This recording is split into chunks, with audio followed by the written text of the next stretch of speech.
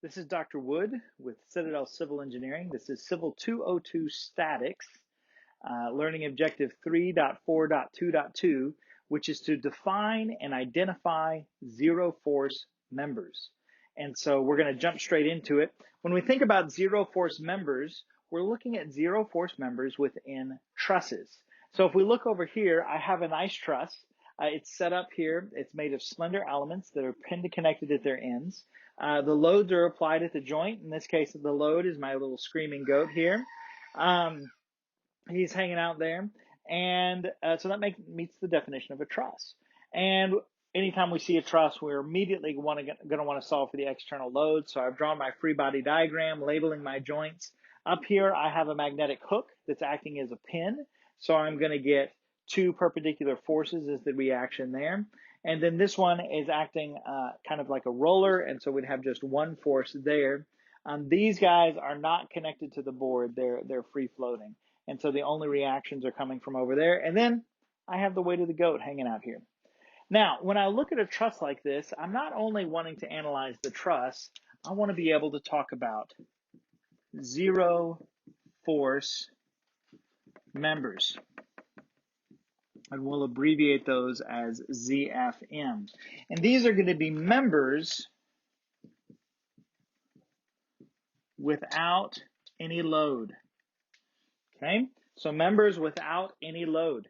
Now, you may ask, why in the world would we want to have a truss with members that weren't carrying any load, that weren't really doing anything?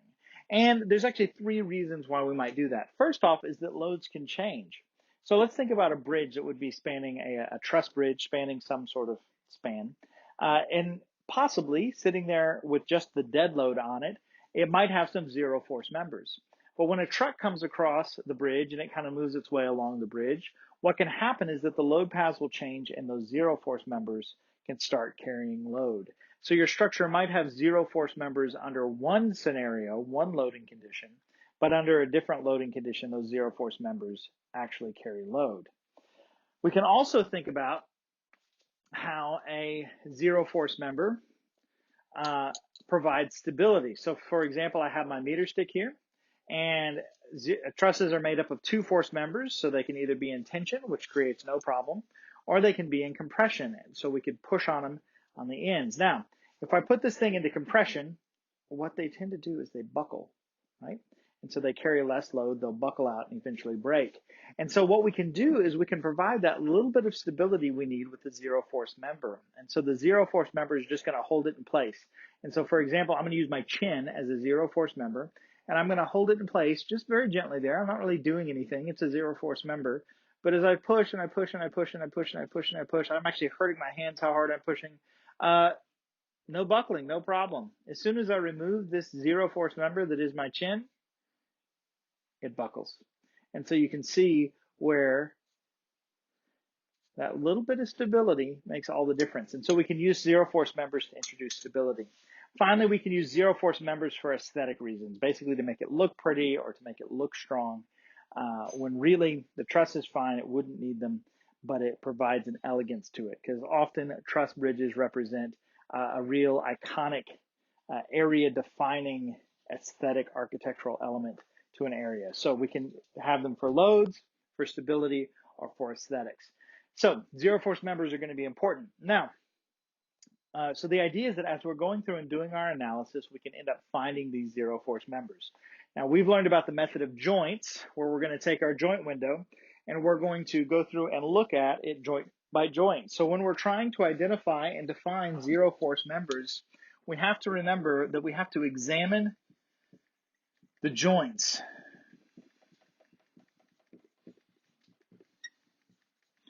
And so the idea is that when we're doing basically an extension of the method of joints, where we can go through and we can look at a joint and be able to say something about the internal force along the whole member, because it's either in tension or compression. You can remember our song, right?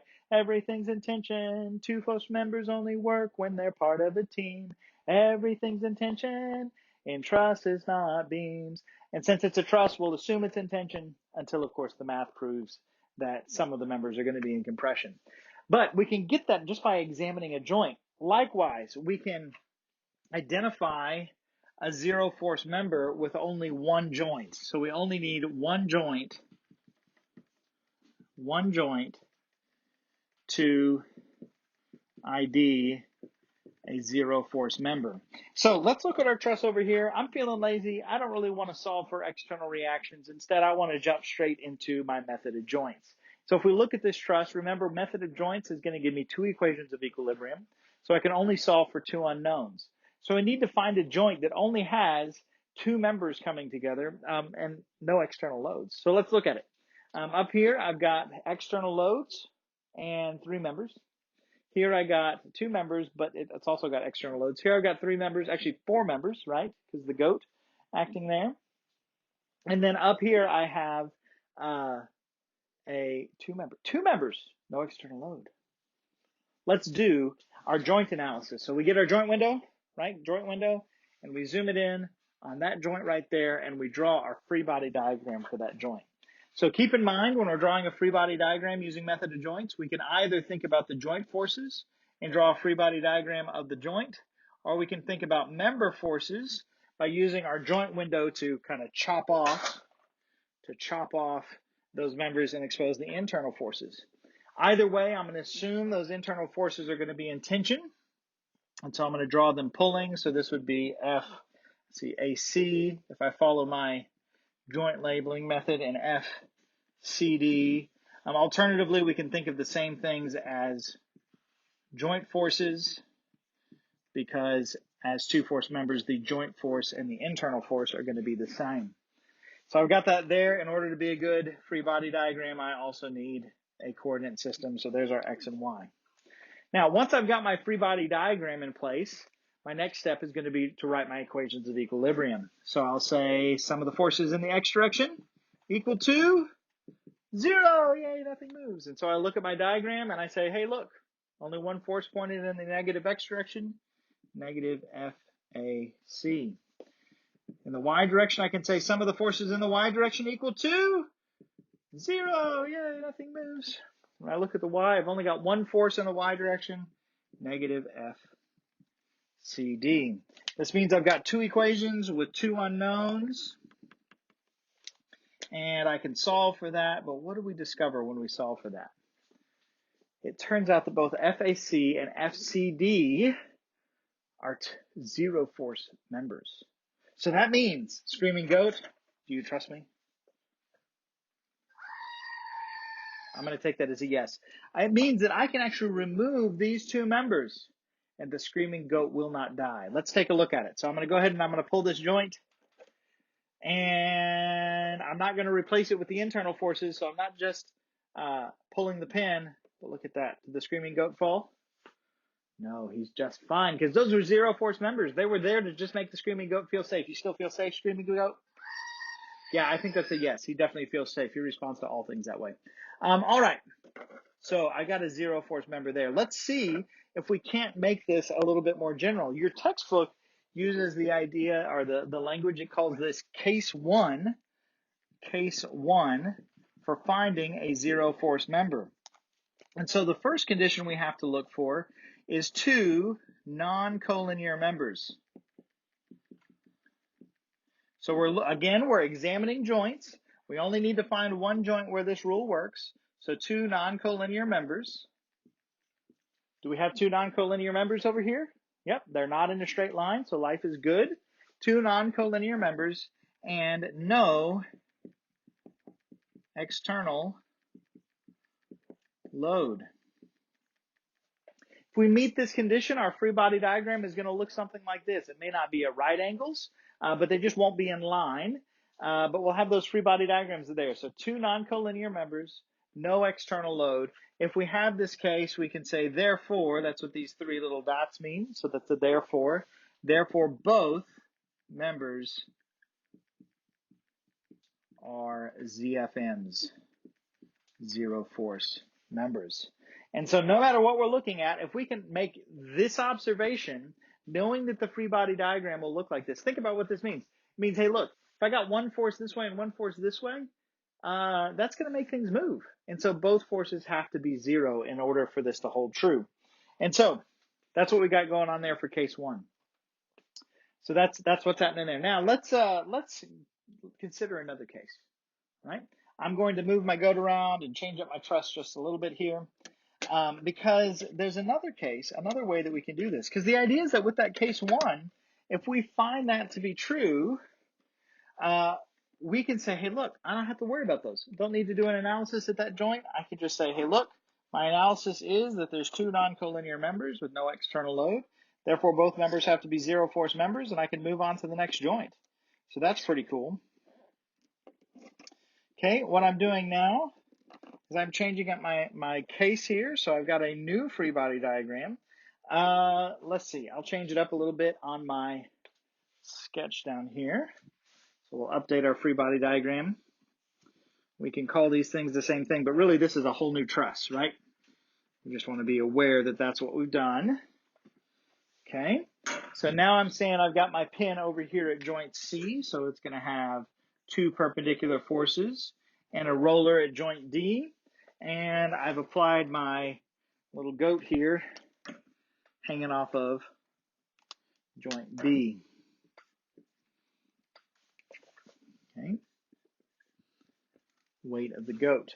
Now, what I want to do now is, instead of analyzing the original case that brought us to case 2, I want to look at another case. And so I'm going to zoom in here on joint B. So remember, get your joint window, right? Zoom in on joint B, and let's draw a free body diagram. I'm just going to do a joint free body diagram, because remember, we can do either one. But when I do my joint free body diagram, I'm going to have FAB pulling up. Everything's in tension, right? I'm going to have FBD pulling to the right, and the force of the member B to the goat, right? FBG. FBG is probably equal to the weight of the goat. In fact, it is equal to the weight of the goat, but we're really just zooming in and looking at that member force there. So if I have that free body diagram, I can now write my equations of equilibrium. See, my free body diagram is not quite complete because it needs an X and a Y coordinate system. So I can now say sum of the forces in the X direction equal to 0. Yay, nothing moves. And all I've got is FBD.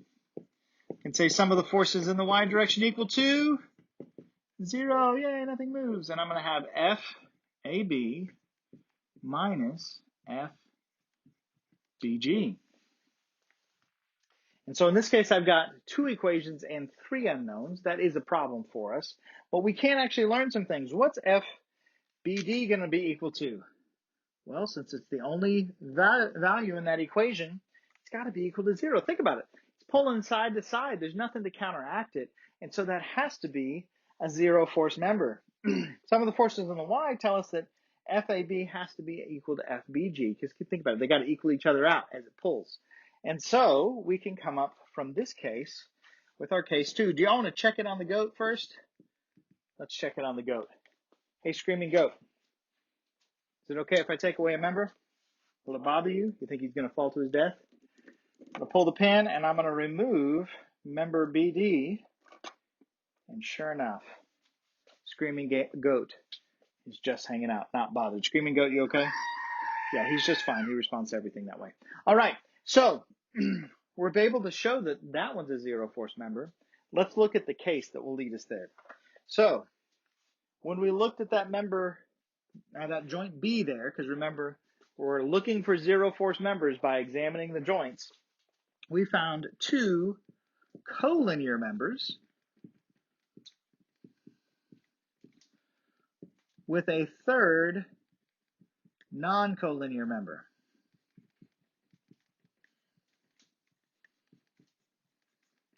And no external load.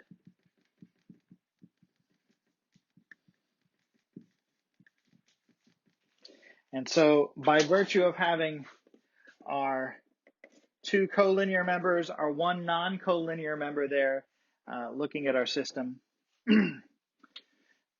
2 collinear, third non-collinear, no external loads at joint B, we're in business. It was going to give us a free body diagram that looks like this, which means that anytime we see this free body diagram, this case is going to apply. So there is the situation where you could say, well, maybe there's just a load applied that's in line with one of the members, with one non-collinear member, that would probably be okay too. If this is the case, we can now say two things.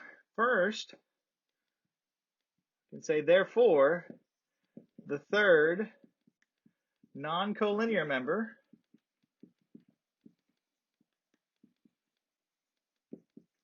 is a zero force member. It's not going to carry any load, which is exactly what we saw. We can also say that the two collinear members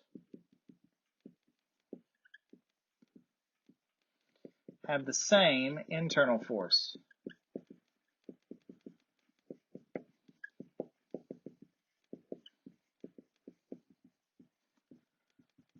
Which is to say that FAB has to equal FBG, sum of the forces on the Y in this case. They're going to be the same internal force. And so now we've got two generalized cases to where we can look at a truss without knowing anything else and be able to identify zero force members. So we got the one case, two non-collinear members, no external load. Both members are zero force member. Our second case where we have two collinear members, a third non-collinear member with no external load. The third one, the one that's out of line with the other two members, has to be a zero force member. And the two that are in line have to be equal and opposite. And so that's how we can analyze our system going forward. The idea is that we can look at a truss, we can identify zero force members off the bat and speed up our analysis of the truss. Keep in mind, this is the big one, we're looking for zero force members. So we're going to examine the joints. And if we find one joint that meets the rule, we're done. Let's see, what else do I want to mention? Oh, what's really cool about this is it can chain together. So you can find, maybe you got a joint with too many members, you identify one looking at another joint as a zero force member, you might be able to come back and apply one of these two cases. So they can kind of chain together and you work through the structure. Now the beautiful thing is if you miss it, if you're not able to identify a zero force member by inspection, no worries. When you do your method of joints, you're going to just prove that there's zero force members.